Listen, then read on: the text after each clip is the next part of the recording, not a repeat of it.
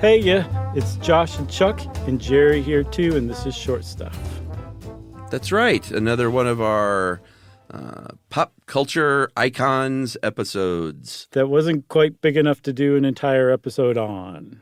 In the old days, we might have stretched it. But We, no. we definitely would have.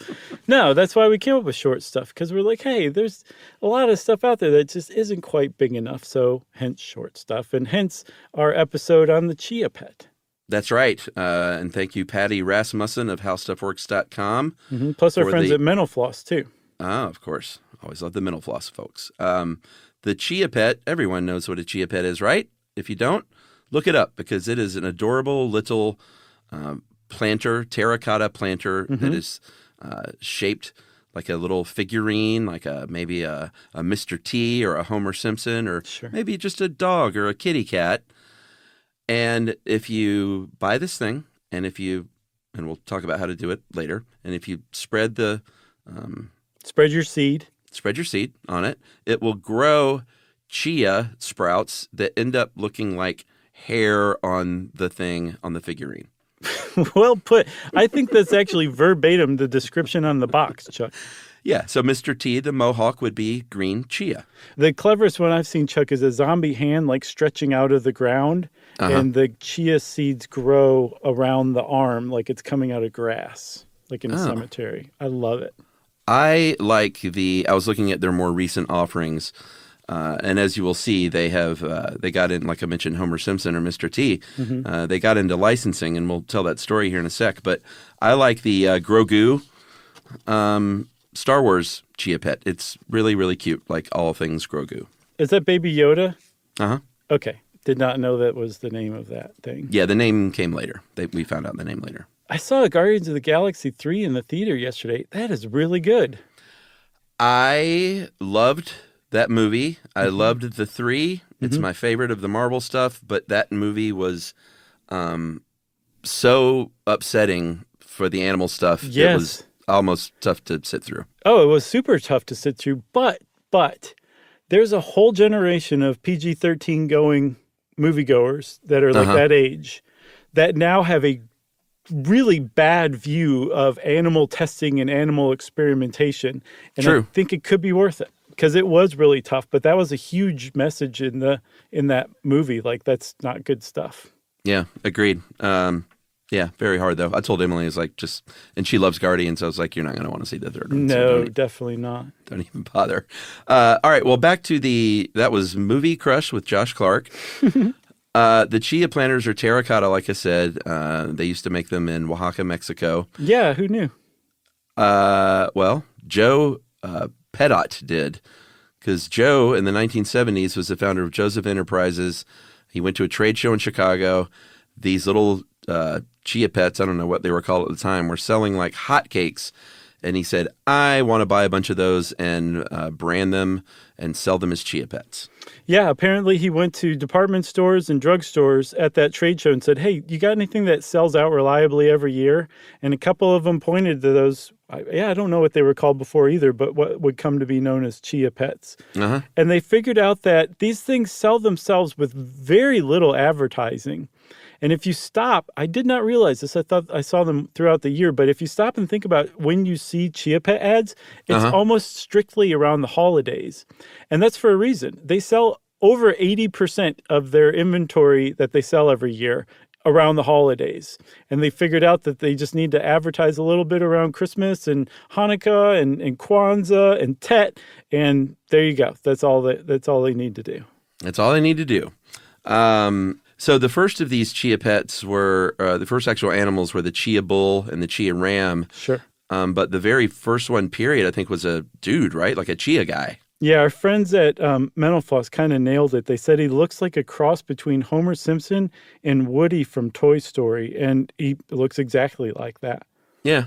It's like a goofy-looking guy with a big nose, but apparently that was the first chia pet.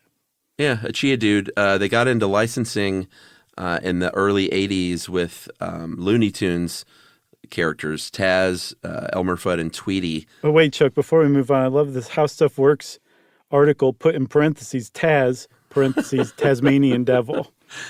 I know. I thought that was adorable. That was pretty funny. And then, licensing became a big deal. I think they license like 3 or 4 things a year generally. And then they always have their stable of little animals. Yeah, they also are known for predicting presidential elections, actually. Like, they'll release like Chia versions of the presidential candidates each year. And usually the one that sells the most is the candidate that goes on to win the presidency. Yeah, it's Isn't one that of those. interesting? Yeah, I think there's a few little weird cultural predictors like that. Yeah, like, isn't there an octopus that can predict the World Cup? Yeah, and I feel like there was something else for the Super Bowl. There's a hedgehog that can produce Predict weather? that can predict the weather. Yeah, whether it's going to turn to spring or not. I heard about him. The other thing they do to make money, the Chia folks, is they will license it out. They'll like partner up with pro sports teams. Like you might get a Chia LA Dodger or something like that. And then I didn't know this. You could, if you were a company, you can, I imagine it's not cheap, but you can get a Chia Pet logo of your company made en masse. Isn't that neat? I did not realize that. Yeah, I ran across instructions for growing chia on your chia head Bryce Harper. It's like, all right, this works. It probably applies to all of them, as we'll see. All right. Shall we take a break? Let's take a break. All right. We'll come right back, talk a little bit more about these little pets right after this.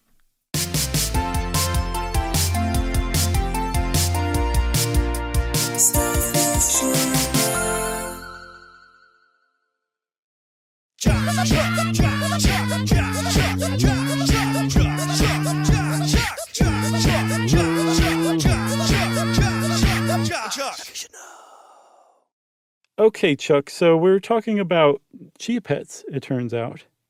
And I think we should talk about how you grow them. I've never had a Chia Pet. Have you? Nope. We should exchange Chia Pets one year. My friend, you have one on its way. The delivery window begins in 10 minutes.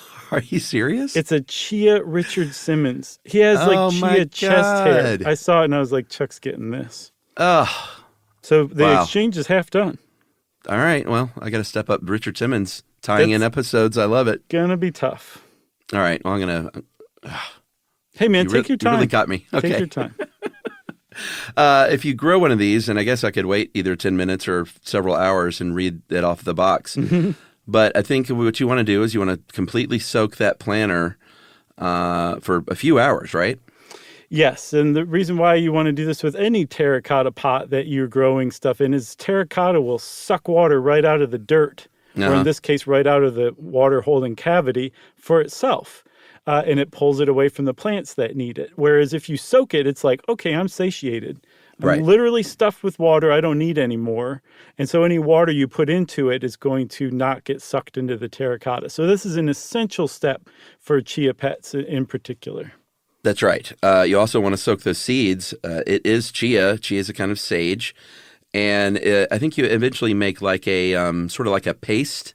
And you spread that paste on there. I've seen them talk about like rubber spatulas and things like that, but I would just use my fingies if I was doing. And when I do my Richard Simmons, I'm going to do my fingies, use my fingies. Okay, good. But Chuck, do not lick your fingers afterwards. These are chia seeds, and people eat chia seeds. I put chia seeds in my smoothies because they're full of omega-3. Yeah. Although I was disappointed to find there's not a lot of studies that show conclusively that we get that omega-3 from the chia seeds. But anyway, these particular chia seeds are not grown for human consumption. They're grown to grow on your chia pet.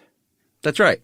So use whatever spreader you want if you don't feel comfortable using your digits. And once that thing is covered up to your likeness, you want to put that chia pet in the sun and you want to water it. And then just sit back and let the fun begin. Yeah, and I was like, okay, so if these chia plants grow to be like 6 feet tall and flower and everything. Yeah. And I wanted to see, like, if you just keep your chia going, like, will it get to that point? I saw one site reference that your chia pet would crumble, like, eventually as like under the weight of the plant. I think the bigger thing is the sprouts that grow just aren't viable to grow into actual plants. So apparently after about 6 weeks, maybe 4 weeks, they all turn brown.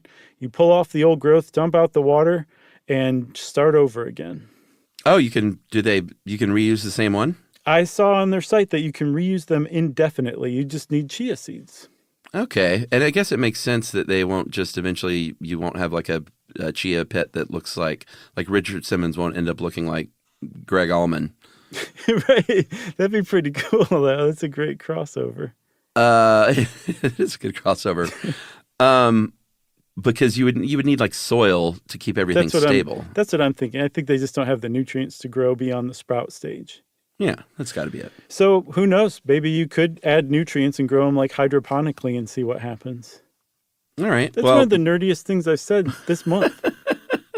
Regardless, chias have become very, very popular over the years. They are, like I said, sort of an iconic, fun gift that you can get someone, so much so that the Smithsonian National Museum of American History requested, and I assume received, some of this stuff from the Joseph Company. Yeah, in particular the advertising tapes, because that's one of the reasons chia pets were so huge. Somebody either at an advertising meeting or at a bar one night said chia, and apparently Joe Perdot said, "That's perfect. I'm going to turn that into the jingle." And that was, I mean, I would attribute most of the Chia Pet success to that jingle. It was so catchy that people were just walking around going, chia. Were they really? All of my friends were. Up in Ohio. I guess that's Ohio, though. That is Ohio. And that's kind of it. I mean, they're in like I said, the Smithsonian, and I think they're in a time capsule in New York City that's going to be unearthed in 3000, the year 3000. In the year 3000. Very nice. God, what a great bit that was. So, it's one of those things. If you're going to include it in the Smithsonian and in a time capsule, then it has done its job as far as a cultural staple. Absolutely. So hats off to you, Chia Pets. We love you. That's right. And I will, I promise I will do an Instagram series following the growth of my Richard Simmons. Oh, great idea. Fantastic. At what? Chuck the Podcaster? Chuck the Podcaster. Great handle. So again, hats off to you, Chia Pets. We love you. Wait, you have to say short stuff? I'll say it then. Short stuff is out. Stuff You Should Know is a production of iHeartRadio. For more podcasts from iHeartRadio, visit the iHeartRadio app, Apple Podcasts, or wherever you listen to your favorite shows.